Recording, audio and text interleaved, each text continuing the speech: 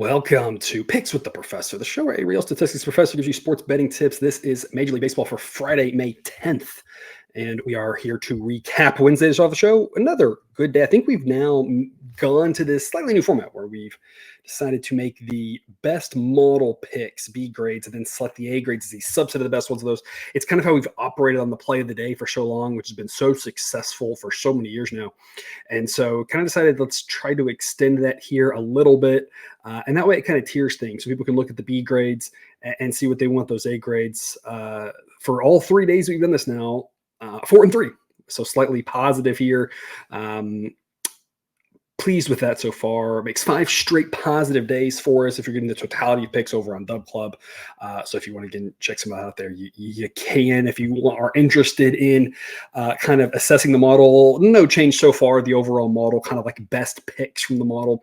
Good on first fives. Full games are struggling. I think they're going in the right direction, though. Those full game totals just continue to look kind of better and better by the day. And so, again, first five model has been great, and we're trying to rely on it. But I think we're kind of starting to get a feel for the full game as well if it gets going in the right direction. But again, you can get all that information and more, including weather updates, the Discord chat, more picks, the play of the day, those honorable mention A grades, what I'm calling them, the A grades that are not quite to the top, but still the next best, your fifth best play of the day or whatever, that continue to help us out. All that over on Dub Club, bunch of summaries, information when you can't watch the show, way more information than I can provide to you on show in a nice, easy to digest format, and a 10-day free trial to start you out if you are interested. That link in the show description, the QR code will get you started off. And of course, some quick reminders before we get into the games. Pickswiththeprofessor.com/new will get you information about the model and the community rules. Whether it's subject to change, we are 24 hours out, or more than that actually, for I think every single game here at this point from the time of this recording. So that stuff's going to potentially change. We update that on Dub Club, and I'll try to mention where it'll matter and where it might not matter here in each game. We are predicting an average game. One game, anything can happen. Teams can have crazy spurts. We took the Twins here. First five is an honorable mention A grade pick on Thursday, and that worked out really well for us. Still wouldn't have ever expect them to score 11 runs on a day like that. I mean, the total was 6.5. Now, I was telling people in the model how to B grade pick on the full game in the first five over. Again, which the B grade's the most confident that we let the model do by itself. And I always tell people like, hey, I'm not running to do that, but yeah, like 6.5 is way too low for this. But that doesn't mean that we ever expected the Twins to put up 11 runs. It was nice, right? We're going to get some of that good variance, but we talk about one game, anything can happen. There's going to be outliers that are good, outliers that are bad. That was a good outlier. We don't focus on that. We focus on the overall big picture. And what that means is that we say a team's going to win 55% of the time, and that means it will lose 9 out of 20. And that's okay. We know that some of them are going to lose. But if we're losing 9 out of 20 at the right price, the 11 out of 20 that we win is going to make us more than we lose on the 9 out of 20 that we lose. So anything is a good bet if it's the right price, right number. Doesn't mean we'll ever see it, but we need to be thinking about what that fire away point is and where it makes sense to pass because there's not any value.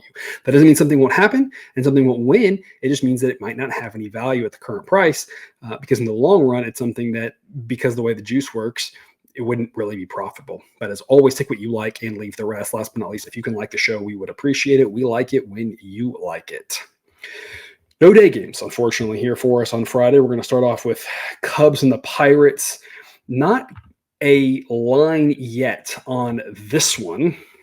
We do not have either starting pitcher confirmed right now. Both are quote unquote undecided. Fangraphs has it as Jameson Taillon and Jared Jones. We do know that Skeens will come up and pitch on Saturday. The rumor had been that he would come up on Friday, but instead it'll be Saturday. So who knows exactly what will happen. So I'm not going to talk too much about this game because there's a 50-50 chance, if not better, that one of these two guys isn't the pitcher.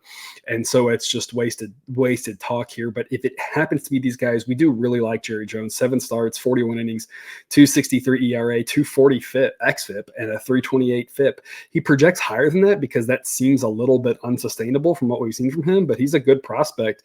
You have to be really pleased with him if you're a Pirates fan. Better than average pitcher right now, number 50 in baseball, according to Sideline of the active starting pitchers. And if he continues to pitch like this, he'll be down in the 40s into the 30s pretty soon. I mean, so far he's been fantastic.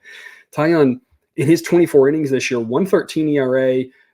That's a little bit overly optimistic. His FIP's at 353, which is still very good, but his xFIP aligns much closer to his projection.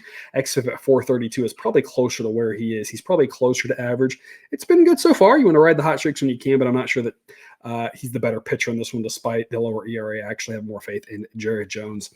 Offensively, don't really trust either one of these offenses. Bullpen-wise, I guess the Pirates bullpen's better. That's only because the Cubs bullpen isn't very good. You never know what you're going to get from either one of these teams. So that's obviously something to keep in mind here. If it is these two pitchers, we have the Pirates a slight favorite, total around 8. Weather-wise, we are looking at low 50s. Wind that is going to be either out or across, but probably not strong enough to matter too much, more in the 5 to 10 mile an hour range. The game should play slightly pitcher-friendly because of the cooler temperatures. And again, what the wind does, unless it starts to pick up a lot, probably not going to have too much of an effect on the exact direction. Astros and the Tigers, 6:40 p.m. Eastern, first pitch, upper 50s. Wind will be a little bit out, a little bit across, a little bit shifting, not very strong, so the wind's not going to matter. Park will play pitcher-friendly. It'll feel kind of more like an old-school Comerica Park type game with this weather, in that it'll be fairly pitcher-friendly. Once they brought the fences in from center field, it played much closer to neutral, but it'll play fairly pitcher friendly. You're not quite like a April game in the old Comerica, but it'll still be a pitcher friendly night. Framber Valdez and Casey Mize, almost identical ERAs for these guys, and really good underlying metrics for both of them. Casey Mize has a 322 FIP, 386 xFIP. So far, it's been a really good year for him. The issue is we don't want to overreact to 31 innings. Framber Valdez has thrown 22 innings this year. Similar situation, FIP close to 4, but in the upper 3s, xFIP 336. The difference is we have historical data on both of these guys that gives us a bigger picture. And so this is where, at this point of the season, we have to figure out how we're going to make money from day one all the way to the end of the season. And it's not necessarily the exact same formula every year. And sometimes it doesn't always work to plan, unfortunately, every single week, every single month, right? We talk about big picture, and sometimes the big picture takes a couple of months to settle out. Sometimes we'll win, 5 months in a row, which is a lot of fun, right? But every month can't be winning, unfortunately. But in general with baseball, you follow this general cadence, which is the first part of the season. You're just trying to take a stance where you have an opinion on a pitcher or a unit, a team's offense, a team's bullpen, whatever it may be, a park factor, right? Whatever it may be. You're kind of trying, we put a lot of unders in Seattle, for instance, especially a lot of first show unders that worked really well for us. You're kind of trying to take a stance and just say, look, the market kind of views things this way, and this is how I view them. And we're going to take a stance because we don't really have a lot of data from this year. We're all using last year's data. And then, you look back and hopefully you get it better than out there, but that's kind of how you're trying to attack the market. As we're shifting into May here, I've been kind of mentioning this. Now we're kind of at the point where the way we're going to make money is saying, how do we overreact when we should? How do we massively adjust and say, here's something different. This pitcher changed this thing. This hitter changed this thing. This park has changed, whatever it is. And the market's not reacting fast enough, and we are. And thus, we're going to find a difference in the market. That's how we're going to make money. Or the other way around. Where is it where we don't want to overreact? The market's freaking out, and we're like, look, just stay the course. This is fine. That's when we look at these underlying metrics, which are the most predictive thing we have. That's what I see when I see this game. The Tigers bullpen so far has been better than number 20. I'm not sure they've got the guys there, and you've seen it with the back end kind of falling off here lately. The Astros bullpen, we've been mentioning, right, is going the wrong direction. The models finally, I guess, had it with the Astros bullpen and is saying not very good. We're kind of at the same point right here where we've been talking about maybe with the Astros until the bullpen figures it out. The guys there should be good. The underlying metrics are fine. They don't have a lot of depth, but like when they get a good quality outing from Framber, who's going 6-7 innings, and you get to those top guys, maybe it should be fine. Right? Maybe you look first 5 on the Astros until the bullpen gets figured out. Maybe you kind of just trust and say, look, we know it's not that good, but it shouldn't be too bad, right? The bottom line is you're going to look at these bullpens and say, you can come to a lot of different conclusions. The model's looking at these two bullpens and just saying, whatever, it's a wash. There's really not a huge difference in them. If there is any difference that the model is saying is that the Tigers bullpen has depth, the Astros bullpen doesn't. I'm not sure that really matters here with Framber Valdez on the mound. And that's the key in this game, is that while both of these pitchers have had similar results this year, it's a grand total between the two of them of 50 innings. Framber Valdez is the much better pitcher. Let's not overreact to what Casey Mize has done. I don't have any reason to believe that he's all of a sudden going to be able to continue this all year and throw himself in the Cy Young race. Maybe he does, and if so, good for him. I'm not. I don't think we need that. We have that evidence after 6 starts, right? A lot of pitchers have 6 good starts or 6 respectable starts. We've also mentioned, right, the Tigers are a team playing a lot of teams below 500, right? So when you look at who he's done it against, maybe it's not the most impressive list of teams either. Frommerville does, struggled at the end of last year, but historically has been one of the best pitchers in baseball. So that's got him at number 8. Started off the year a little bit shaky, already on the IL, but overall things seem to be fine for him. We've got the Astros winning 63% of the time. The market's got it at 54%. Maybe you look first 5 and say, I don't want to deal with the Astros bullpen. Again, I'm looking at it thinking the biggest issue is the depth. I'm not sure that comes into play here. That is more likely to come into play when one of the Astros' weaker pitchers is going. And that's a situation where the model knows that. The model knows how long or has a projection on how long each pitcher will go, and then factors in more about the depth guys pitching then, and that's where the Astros are hurt. Not sure it matters here. So we've got it at 63%. The market's got 54%. So it's Astros or pass for us here. And again, maybe you look first 5 instead. But either way, the Astros should be bigger favorites in this. They've struggled, but we've done really well with this Astros team this year. We faded them a lot, and it's worked. We've backed them here and there. It's mostly worked. And so this is a situation where I would not be on the Tigers, to say the least. Model also has maybe a slight lean to the under, going under 8.5 with juice. Is it the most exciting thing in the world to do? Maybe there's an opportunity in the first 5. We'll see in the morning in the first 5 stuff. All of that is available on Dub Club. Yankees and the Rays. Clark Schmidt and Taj Bradley. Taj Bradley making his season debut, coming up to pitch now for the Rays, right as they put, I don't remember who it was now, someone else, another pitcher on there. They've got a lot of pitchers now themselves. Clark Schmidt grades out the same as Bradley. Can't really talk much about what Bradley's done overall, except, he's a young guy. He'll probably be decent. And Schmidt's kind of in that same ballpark. He's overperformed so far this year. He's looked really good. If Schmidt keeps performing like he's done so far, mid-3 ERA, mid-3 xFIP in the low 4s, keeps doing that, he'll be on the other side of 100. He'll get down into better. But so far, we don't want to overreact too much. 2 pitchers that are not bad. You might see the triple-digit rating, but 2 pitchers that I don't really have a problem with. I don't think backing either one of these guys. The difference in this game, I think, is going to come down to the bullpens. You can see that the model thinks the Yankees bullpen is slightly better than the Rays bullpen. I'm not sure it's not by more than that. This Rays bullpen has looked atrocious.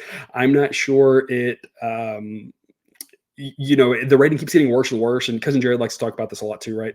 When has the movement stopped, right? When someone's getting better and better or worse and worse, when have we hit that point? I'm not sure we've hit it yet with the Rays. This Rays bullpen just looks terrible. The Yankees bullpen looks pretty solid so far. Like, it might actually be a little bit better than that. Hard to say at this point, but if anything, that's kind of the difference in this game. If you're betting first 5 or full game, in my opinion, is I'm not sure I want anything to do with that Rays bullpen. I'm just really concerned. Again, I think the difference might be bigger than is shown there. The Yankees offense is better. The Rays offense, I've talked about this a lot, right? We don't want to overreact too much. They are better against lefties. Schmidt's a righty, but they're not too terrible. The Yankees offense is better, but it's on the road. The Yankees should be favored. I'm not sure by how much. The model says barely. I think they should be favored by a little bit more. I think 51% is a little bit low. If it was me making this line myself, I'd probably say 53%, 54%, something like that. Because again, I think the Yankees bullpen is going to help them out. That offensive difference, that kind of matters. So I have a little bit more than 50%, but 57% seems a little bit high. The only question here is, is it Rays or pass? Because again, those are your 2 options I think that make a lot of sense. And passing is fine. And even if the Rays win or lose, passing is still not necessarily a bad decision. Again, we're thinking about what price you want to attack. I can tell you what price the model wants, but you got to figure out what price you want and how you shift around and deviate. But looking at the total, it looks pretty spot on. Looking at the side, it's Rays or pass. First 5 might be another option to look at again. That way you kind of avoid that whole bullpen situation. I'd be really curious to see how the market views the first 5, given how the model views the bullpens. That'll kind of give me an idea of how the market views the bullpens of these teams. So I think that'll be a real interesting learning when we get that first 5 market out. Diamondbacks and Orioles, about 50 degrees for this one in Baltimore. Wind will be blowing in 10 to 15 miles an hour. Folks, it's going to play very pitcher friendly. This is going to be a game that's going to be hard to hit home runs in. With 50-degree temperatures, closing the upper 40s, and the wind blowing in, the ball is not going to fly whatsoever. Now, both these offenses are really good, have some potential to put up some runs. Obviously, the Diamondbacks offense can somewhat disappear, but and that's highlighted by the struggles of a guy like Corbin Carroll. But they're still an above-average offense, and the Orioles offense is fantastic. But this is going to be really, really good pitching weather. Brandon Pfaadt and Cole Irvin in this one. Both these pitchers are pretty close to average. So far, Pfaadt's underlying metrics are really good. So I would not be discouraged by that 461 area. I think he's going to be just fine. Cole Irvin's actually outperformed his underlying metrics, which are pretty solid. Cole Irvin's going in the right direction. I mean, two pitchers that some upside for both these guys. I think Pfaadt might be a little bit undervalued because people are looking at that ERA, but he'll be just fine. I have no qualms about him. Cole Irvin, again, just looks solid, looks so far so good this year, and there's nothing you can say at this point as a complaint. Just say, hey, like he continues to pitch well. The underlying metrics are there. If he keeps doing this, he's going to keep improving. The bullpen for the Orioles, moving Suarez to the bullpen helps them a lot because he's one of their better pitchers. You saw him last night, use him in a key situation, and that's how much they trust him. He helps that bullpen out a lot. Kimbrel obviously doesn't. That's the big concern for the Orioles bullpen. He'll be fine. He has these stretches where he looks terrible. Then he has stretches where he looks great. Right now, he doesn't look very good. But overall, this Orioles bullpen's okay at least. And of course, that's one of the reasons why they're favored. The bullpen's a little bit better. Offense is a little bit better. Starting pitcher maybe a little bit better. They're at home. It's kind of one of those death by 1,000 paper cut things. Sidelines got the Orioles winning this 59% of the time. Market's at 57%, so it's kind of looking like Orioles are pass. But right now, the current market price at minus 137 is still 10 cents away from the B grade threshold of minus 127. Of note, the total in this game, market has it at 8.5, and the model's got it at 7, folks. Want to confirm the weather and just make sure in the morning, because 8.5 is not really a number that you're dying. 8.5, 8 isn't a big deal if this number drops. But I'd be eyeing this under if the weather doesn't change on this and something doesn't. We're far enough away where anything can happen, right? Weather's not the most predictive thing at this point, especially the wind direction, some of the stuff. But I mean, it looks in from center field, so even if it shifts, shouldn't matter unless it just dies down. But the temperature will be pretty chilly. I mean, this is going to be a game that's going to be hard to score runs. So the under looks pretty smart. Maybe the first half under will as well, but some form of under might be the way to go on this one. It's either that or the Orioles if you're looking to play that one. Twins and the Blue Jays, 7:07 p.m. first pitch. Low 50s for this one, so probably going to be a closed roof there in Toronto. Joe Ryan and Yusei Kikuchi. Joe Ryan has been a guy we've loved back for a couple of years now. Probably very similar to Pablo Lopez in how underrated he is. Not as good as Pablo, but probably equally underrated. 3.54 ERA in his 40 innings this year. FIP and XFIP around 3. He might actually be better than what he's looked so far. He's a very good pitcher. Kikuchi, on the other hand, a guy who we've talked about coming into the season, I wasn't very high on, but he has looked fantastic this season. 2.72 ERA, and the underlying metrics agree with that. He has been very, very good, both FIP and XFIP in the 2s. So a guy who, on the way up, and I'm not sure he's going to be able to continue pitching like this. As I mentioned previously in this episode, I mentioned it before, right? We have to figure out how to react to guys, especially veteran players like this, pitching really well all of a sudden. A guy who's been, very average at best. When you look at the totality of his major league career, a guy who's getting a little bit older, right? It's not like he's a young guy, but so far just having a great season. Of note, the Twins are a little bit left-handed heavy. And that makes their rating against lefties a little bit worse. So that's something to keep in mind on this one. The Twins offense, according to the model, excelling more against righties. That's the flip side for the Blue Jays, right? So both of these offenses actually grade out worse in this game than what you're seeing on the screen.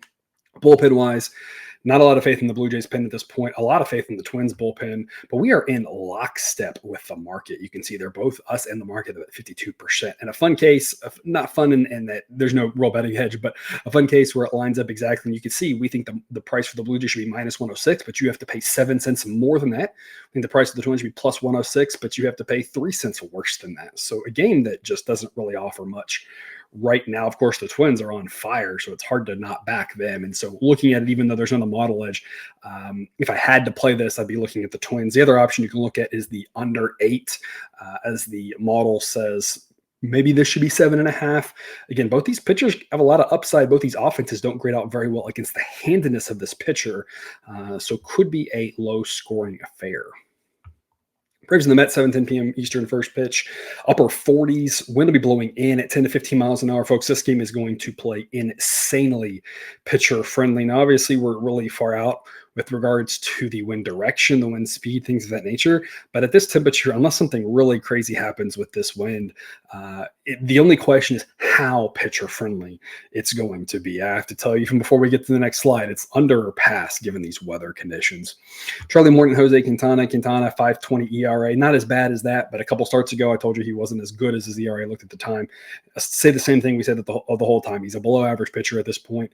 The only question is, is he closer to average or closer to bad? But somewhere in that, he's still a serviceable starting pitcher, but he's not great. He's one of the Mets' weaker starting pitching, given all the young guys they've been able to call up, assuming now that they've finally gotten rid of Adrian Hauser out of the rotation. Charlie Morton might be the Braves' worst starting pitcher at this point. I mean, they are just stacked with arms every which way. Morton's a good pitcher. It's just crazy how many good arms the Braves have. Their bullpen's the third best in baseball, according to Sideline. And I mean, just they've got arm after arm, and Morton's having one of the best starts to his career, or to the season he's had in his career. He's notoriously started off slower here the last several many years, but a 3.50 ERA, FIP and XFIP both in the upper threes, better than he projects. So the Braves are just flush with arms. Of course, they've got a good offense. The Mets offense isn't bad at this point, but the Braves on the road are favored. They should be favored. Another game, we are in lockstep with the market. Both us and the market of the Braves win this 58% of the time, but as I mentioned earlier, really under or pass in this game. Phillies and the Marlins, looking like Ranger Suarez and Trevor Rogers, a pair of lefties, both of which have something good to say about them. What we'll say about Suarez is he's been one of the better pitchers so far in baseball this season. Underlying metrics align with it, a guy we've loved for some time. So if you've been watching us here for any stretch, we've been high on Ranger Suarez and really nothing else to add to that. Trevor Rogers, not as bad as at 6.15 ERA. His underlying metrics are actually closer to league average, but there is enough of a concern, and relative to the rest of baseball, he still gets a slightly below average grade, but again, not as bad as that ERA. That said, of course, Suarez is definitely going to be the much better starting pitcher. The model still believes in this Marlins bullpen.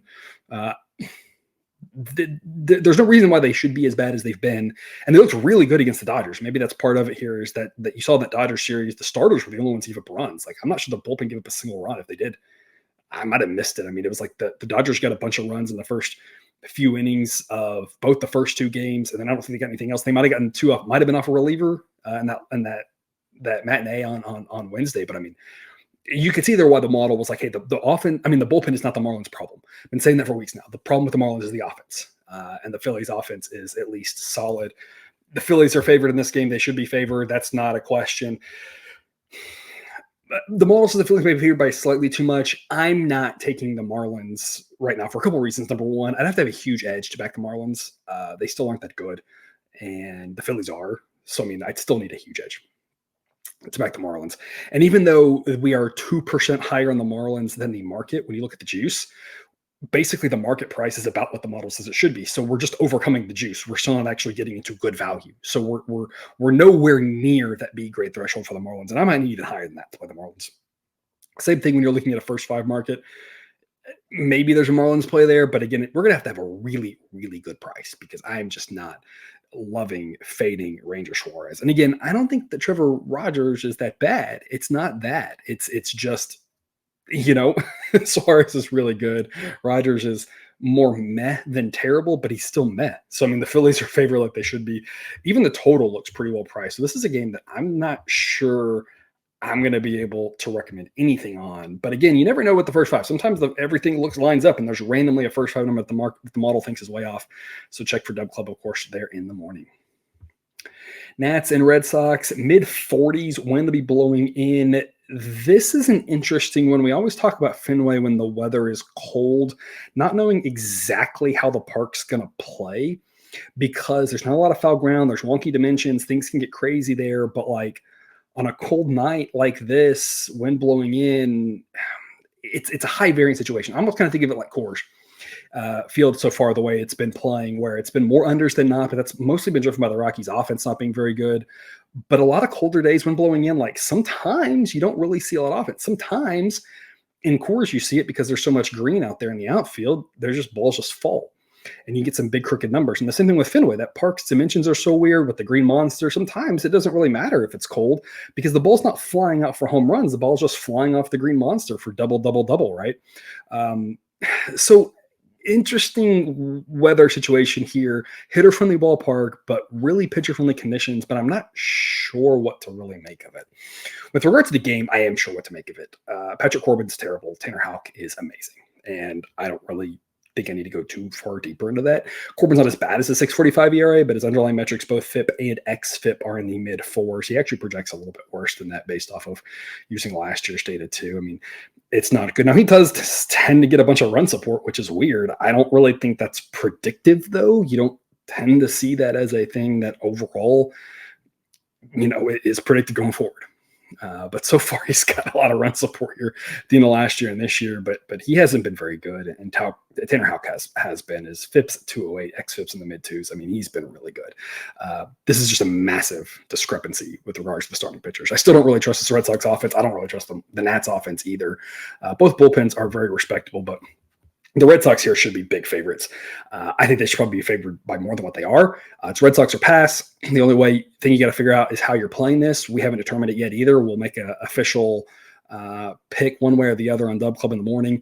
Maybe you look -1, maybe you look -1.5, maybe you look money line parlay. There's a couple different ways to play it, but it's Red Sox or pass because there's no way I could fade Corbin against. They should be fade Houck against Corbin at prices anywhere near what I'm seeing. The Nats price would just need to be through the roof. And it's nowhere near that for that to be valuable. So this is one where we'd always talk about why we have the model, because sometimes you see a big favorite and they're priced too high. Sometimes you see a big favorite and they're not priced high enough. And I think this is what we're dealing with here in the latter. Guardians and the White Sox, mid-50s, slight breeze blowing in. Going to play pretty pitcher-friendly here for Carlos Carrasco and Garrett Crochet. Crochet, as I've been mentioning before, better than his ERA, better than that 5.31 ERA. FIP, upper fours. xFIP, upper threes. He's got a lot of room to get better in that ERA to drive down based off his underlying metrics if he can continue to pitch like that. He's actually pitched really well. He's just given up a few runs. As a reminder, it's very weird that we attribute earned runs all to a starting pitcher or all to a fielder when in reality it's some combination of fielder, pitcher, park, etc. That's why we look at these underlying metrics. Crochet himself, what he can control, how good he is, he's actually much better than that. Very good pitcher. The only thing for him, of course, is that he doesn't have a good defense behind him, which hurts, but also he just doesn't have much else anything behind him. Carlos Carrasco, the model does not like. He's not getting deep into games. Part of that is him struggling. 5.67 ERA and underlying metrics are not that far off from that. FIP in the low fives, xFIP in the upper fours, almost a 5, towards the bottom of the starting pitcher projections. And so a rare game where you look at the Guardians and you say, they don't have a starting pitcher edge. They are better offensively than the White Sox, of course. They're much better in the bullpen. Best bullpen versus the worst bullpen, according to Southern. And that doesn't matter because when you look at Carrasco not being very good, the model does look at that, projects less from him, but does say, hey, because the Guardians have a good bullpen, not just the back end, it's not just Class A. They have a lot of depth, a lot of good pitchers in that pen, and that at least helps them pull him quicker and get to those other guys. So it mitigates that. But that said, you still have to be a little bit concerned for the start of this game. And the model says this is pretty 50-50. The Guardians are favored. You can't, help but agree with that in the sense of as long as this game stays reasonably close, when you look at these bullpens, the Guardians have a much better chance, later on. The question is what's going to happen at the start of this game. If the White Sox are going to be able to get out to a lead, their offense isn't good. Obviously, the Guardians' offense is pretty good, but the caveat here, the Guardians' offense is really left-handed heavy. We've talked about that a lot in the last year. Nothing's changed. If you've been with us for a while, you know what I'm about to say, which is Guardians facing a lefty in Crochet. I'm not sure I want to play the White Sox full game, but first 5 might be worth a look. We'll see if that's an official pick on Dub Club in the morning. Depends on what the price is. Again, what the projections are, what the thresholds are for that to be a good pick is all available, already out on Dub Club. So you can already have that in your hands, ready to go. So when this first time market comes, you can attack whenever you want if you're with us on Dub Club. But the Guardians chance is going to come later in the game. Early on, things just do not set up well for them.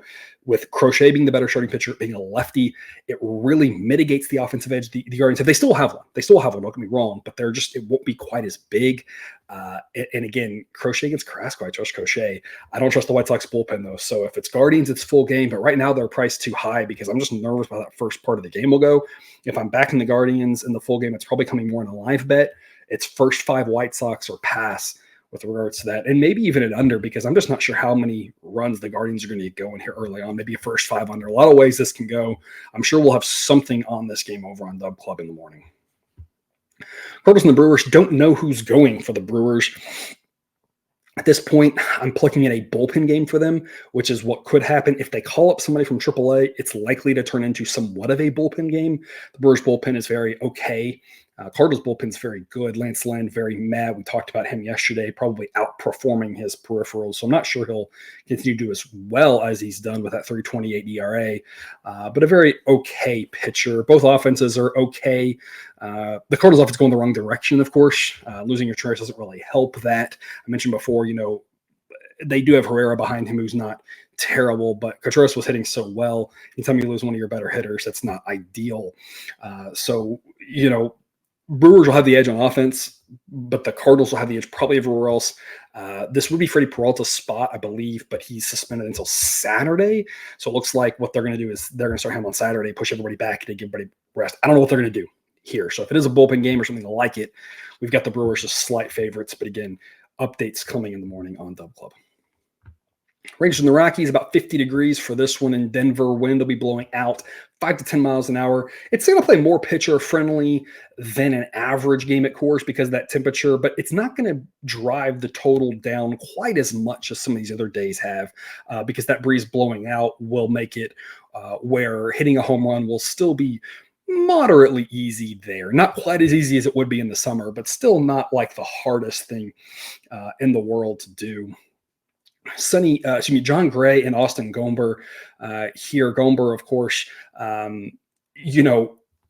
good numbers so far, 3.79 ERA, but the FIP in the low 5s is a concern.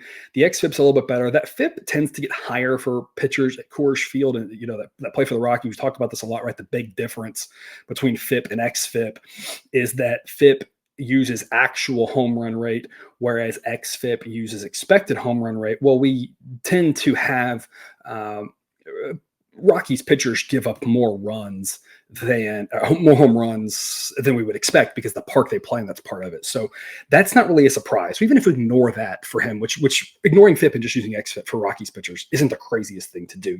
Maybe not ignore it, de-weight it, right? xFIP of 460. I mean, that's still below league average. So far he's done okay. He might be better than that 116 grade, but I still think it's a triple-digit rating for him.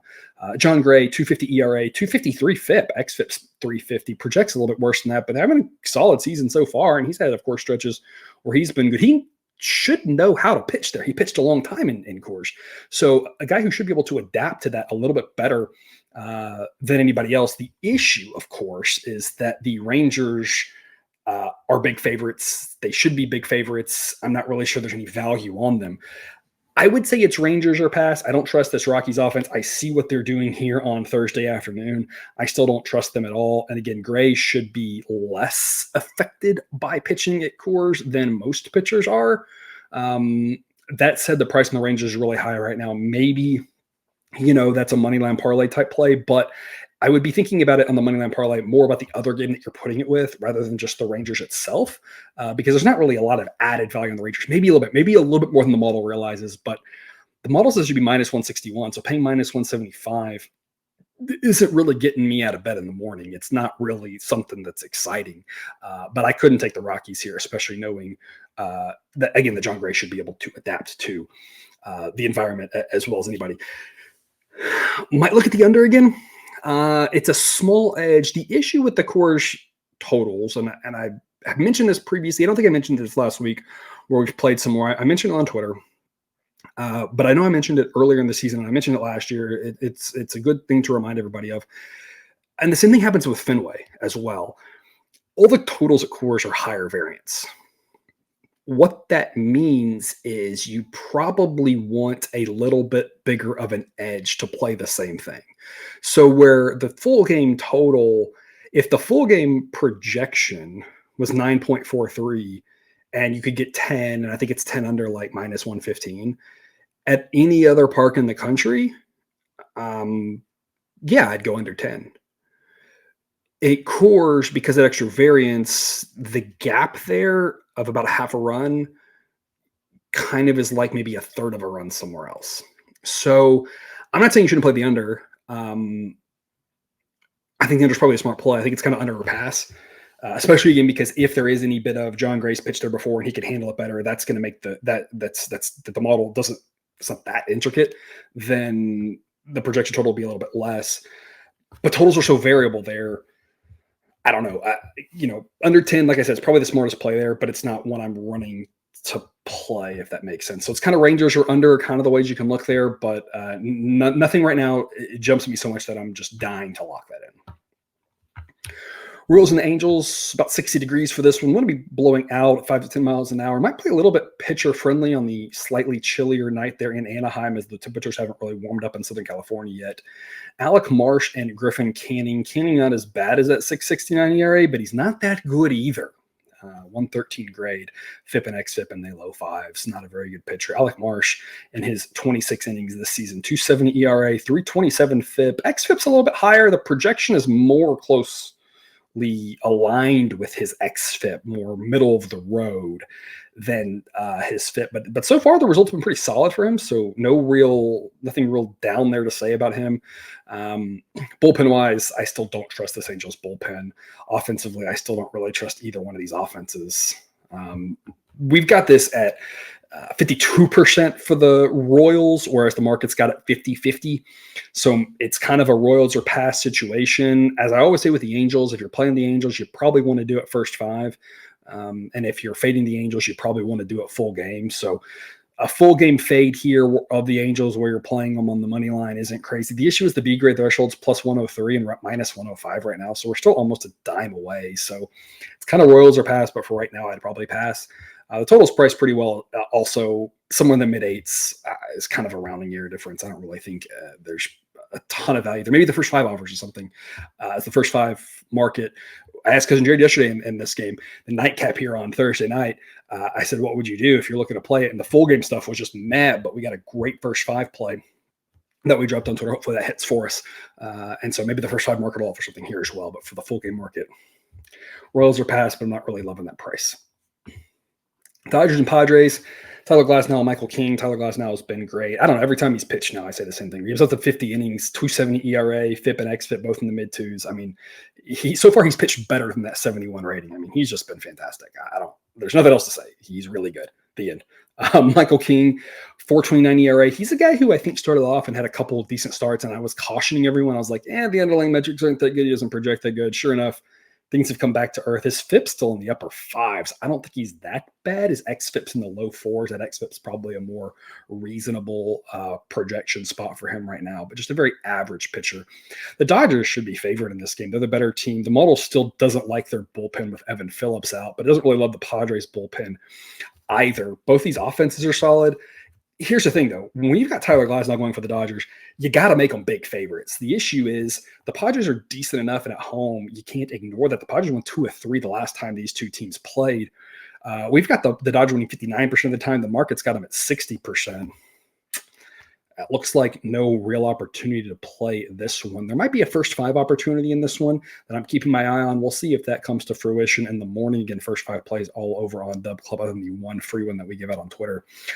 Maybe an under situation to look at. I don't love going under 8 as much as I like going, under 9s, but there might be a little bit of an edge here. This total should probably be 7.5. I'm not really sure why it's this high. I know there's a lot of respect for these offenses, but that park plays pretty pitcher friendly. Tyler Glasnow is really good. Even the model knowing these offenses are good and these bullpens aren't, the model still can't get above 7. You can't even get to 7.5. So a little surprised this total's at 8. A lot of respect to these offenses, but given the park and given the starting pitchers, it might be a little bit high. But again, maybe a first five angle on this one in the morning, but nothing for me on the full game right now. A's and the Mariners, a warm night in Seattle, especially relative to what we're used to seeing there, as we're going to be in the upper 60s. We're going to start off around 70 degrees for this one. The slight breeze blowing in is going to make it play pretty normal. It's going to be warmer than a usual night game in Seattle by far, but the wind blowing in is going to kind of balance it out. So it'll still play pretty pitcher friendly, but not any more pitcher friendly than an average game. The Mariners offensively are the better team here. The A's offense maybe starting to pick it up here as of late, but still below average. Paul Blackburn, again, a guy we love. 3 ERA, FIP and XFIP in the upper threes. I still don't know why the model isn't grading him out any better than this, but he's a guy that we've loved to back, has been really good, and hate to fade him. The A's relievers all of a sudden now skyrocketing up the ratings. As I mentioned, they just kind of keep getting better and better and better, and now grade out in the top 10. Mason Miller grades out as the fourth best closer in baseball, according to Sideline right now, and only a stone's throw away behind Edwin Diaz for number 3. Again, a guy who really matters. The biggest thing with the A's is that, not to say he's the only good reliever they have, but he's by far their best reliever and helping them a lot in that rating. And when he pitches or doesn't pitch matters. He didn't get the pitch for a week. And so you kind of knew he was pitching at some point in the doubleheader. When he's going there mattered. I said at the time, I was like, I don't really think they should have been using him in game 1. The lead was big enough. It wasn't like Monday where it was a 1-run game.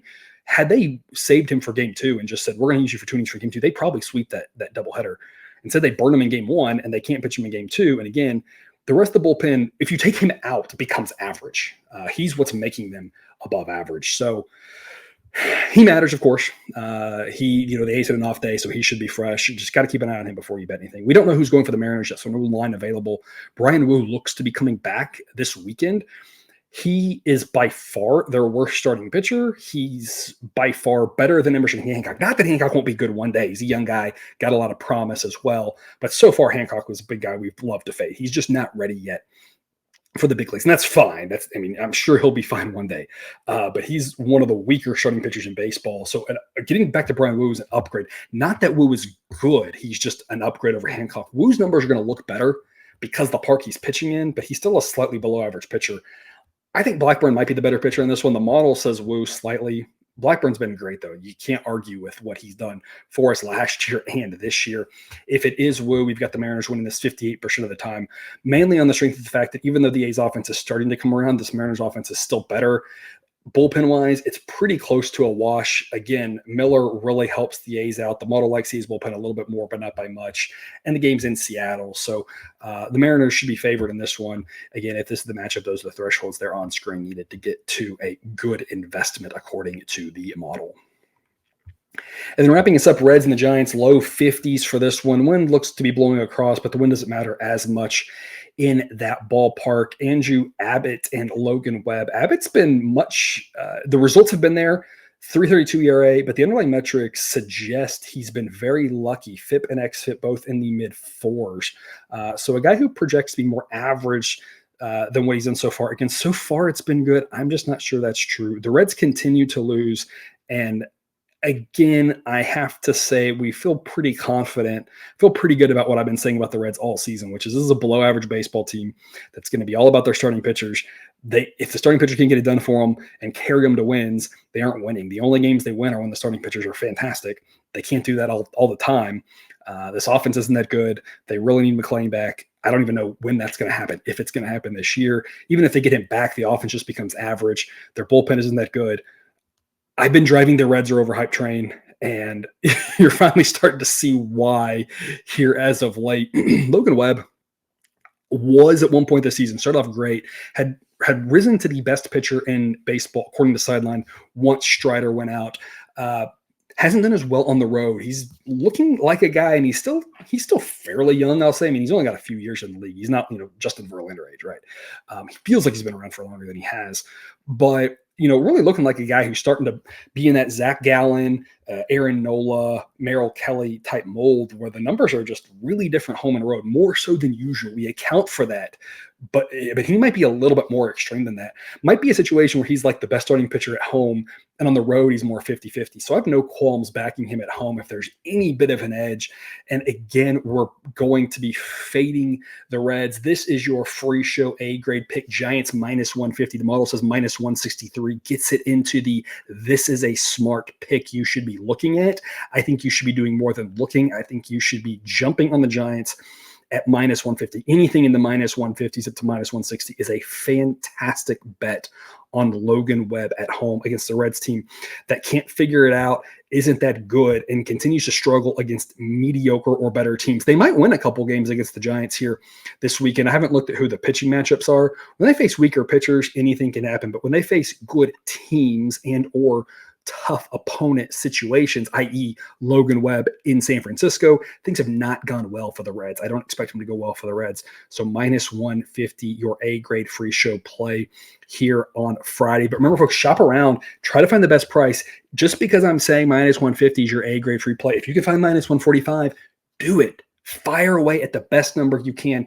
You don't necessarily need 10 accounts out there, but as long as you got 3 or 4 places you can shop around and find some good prices, that's the smart way to do this. If you don't have an account there yet, BetUS, we appreciate their sponsorship. They are giving you a great deal, 125% bonus on your first ever 3 deposits. Don't know how much longer it'll last, but sign up today if you don't have an account there yet so that you can always be finding the best prices possible.